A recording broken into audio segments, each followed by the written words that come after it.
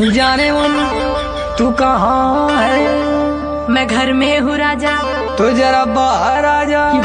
क्या हुआ राजा? चल गेहूं काटे। भगो हम ना आ जाई। काहे रे काहे ना जाइबी? काहे की ब्यूटी मोर खराब हो जाई हो।